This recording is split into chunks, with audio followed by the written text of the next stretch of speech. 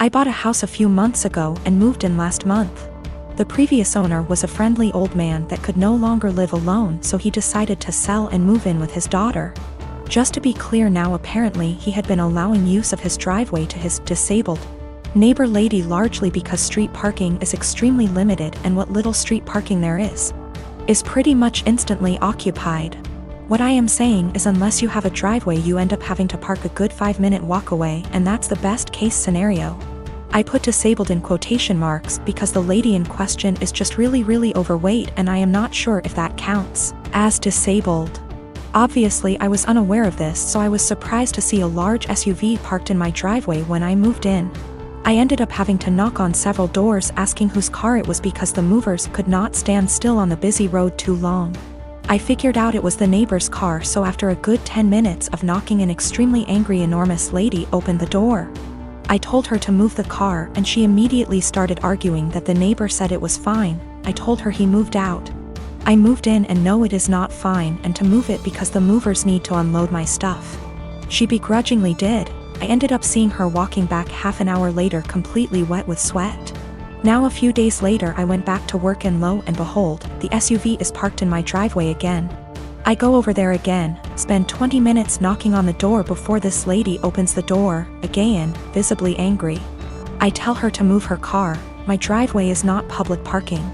She protests, saying her ankles can't take walking the distance, and claims I can easily walk. I tell her that while that might be true, it's my goddamn driveway and I want to park there myself. Again she moves her car. Again I spot her half an hour later drenched in sweat making her way home. Well, it happened again a week ago, and this time she would not open her door. I got tired of it and had her SUV towed. She of course came to my house to scream at me. I told her to get the hell off my property. A few days later I had a small fence installed with a lock on it to make sure it did not happen again. I have since been getting dirty looks from her and one other neighbor, and when I told my mom, she told me I should be nicer to people. I do feel sort of bad too. She clearly struggles with the walk after all.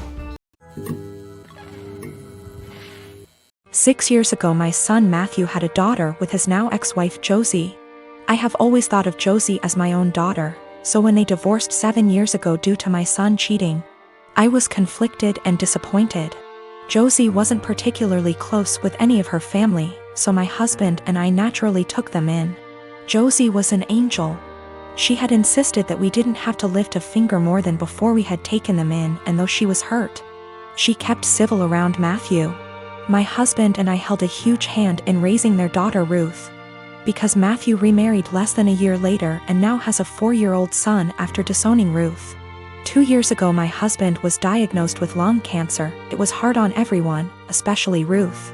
They were extremely close.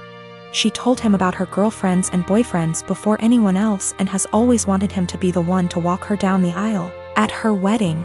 Matt rarely ever visited and didn't answer our calls, often saying that we had other kids, so it wasn't like my husband was dying lonely. Last night Matt stopped by to talk about inheritance. He never mentioned Josie nor Ruth, and hinted that he thought he should get more inheritance than his siblings the entire time. My husband and I shared awkward looks until he decided to cut in. He explained that everyone would get a piece, but he'd focus more on Ruth and Bonnie, one of our other grandkids. Matt got angry and said that Ruth was just a bastard and that his son deserved more than her. My husband got furious after that and left the room, saying that he wouldn't include Matthew at all. Matt yelled back and turned to me saying that Ruth wasn't worth it because she'd just grow up to be a whore like her mother. I told him that I'd rather have her mother as my daughter than him as my son, and insisted that he leave. I'm getting phone calls from Matt's wife and family friends saying that my husband and I overreacted, and he was just angry that we were playing favorites.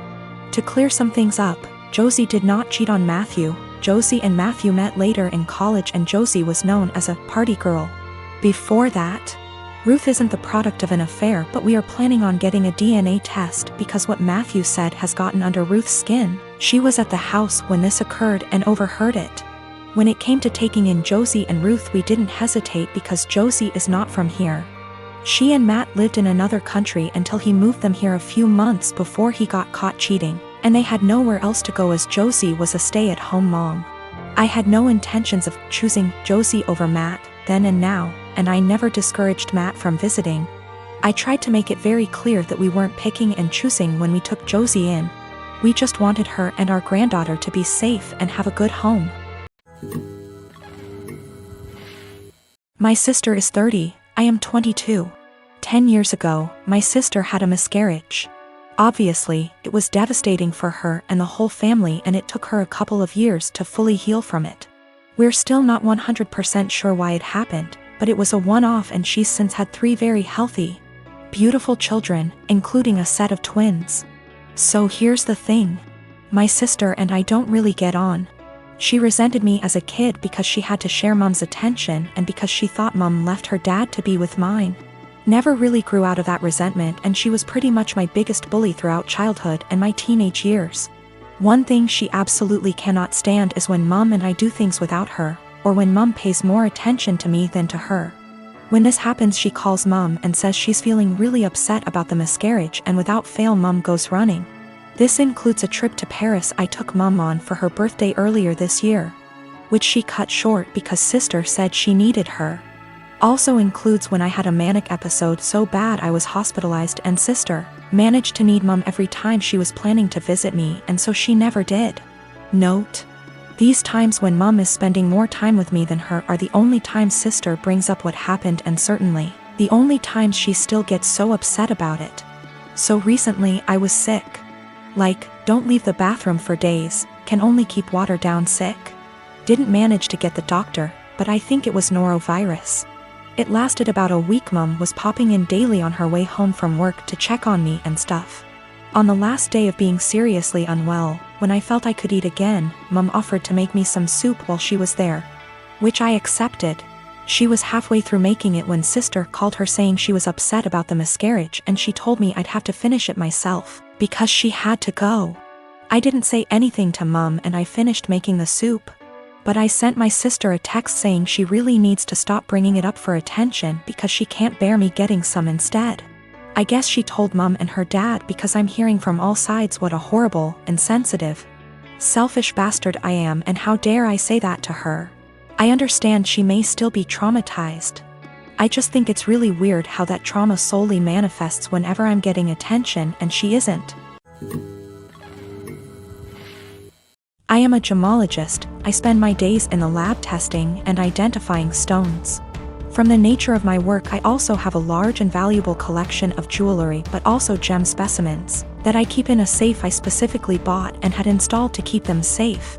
I also have a second smaller safe for keeping important documents like passports. I own my home, and my boyfriend of 2 years recently moved in as he was renting before. I gave him the code to the smaller safe so he could put valuables in it, but he also wants the code for my gem safe. Not to put anything in it, but he says because we are living together now I should trust him and give him the code. I've said no because he has no reason to open the safe, as the only thing it's used for is storing my collection. He said he has no interest in my gem collection, doesn't want to look at them, but still wants the code to access them. This is causing tension because he says I should give it to him as a show of trust, and I said no, because he literally has no reason to go in there, so he doesn't need the code. This is a 6-figure collection, so I'm not being difficult over a few little gems here. I am the only one who knows the code. The safe weighs nearly half a ton, it's bolted to the floor and wall, and is from a company who makes safes, vaults and strong rooms for jewelers. You could bring the house down around it and it would still be intact. All of the gems and jewelry in the safe are mine and mine alone. I do not keep any clients' jewelry at home. For my other business doing valuations, I rent a separate space and keep client items there. I will give an update once things have panned out. I've moved all of my personal docs out of the little safe and into my gem safe. I told him he isn't getting the code and I will die on this hill. He has no reason to have it, and his continued lack of respect by the pushing of my boundaries wasn't okay. I felt like he was trying to manipulate me by making it about trust. After a lot of back and forth, he finally admitted that he wanted access to the safe, because he didn't feel like I was sharing the whole house with him. Because I insisted on a tenancy agreement rather than just letting him move in. And he didn't like that part of where he lived was off limits to him. He was also insecure and resented that I have more money than him and own a home whilst he doesn't. He had made a few comments about this before, but I didn't realize it was such a big issue for him. He also said that by keeping him out of the safe made him feel like I thought he was lesser than me, and that it made him feel like I was treating him like a child. I told him if that's how he feels then this is not the right relationship for either of us and that it was best we break up. He was shocked that I was ending things over this, cried and asked me to reconsider. When I said no he then got angry. Called me a stuck-up B***tch, said he was better off without me anyway and went to his friends. I told him via text he had 30 days before he had to leave, as per the tenancy agreement. So he didn't need to stay at a friend's, he said he would be gone by the end of the week. 2 days later he came back and packed up all of his stuff and left. He's staying with his friend now. I have changed all the locks. I have an alarm and CCTV system that's professionally monitored and I have changed the verbal password I have to give when you call up as a precaution. I've checked all of my collection and it hasn't been touched. I also am giving my solicitor the code and safe deposit details to be passed to my executor in the event of my death. I feel horrible because despite all of this I love him. I should have a partner who not only respects my boundaries but takes an interest. I'm pretty cut up right now and missing him, but I know I'll be okay. I have great friends and family around me.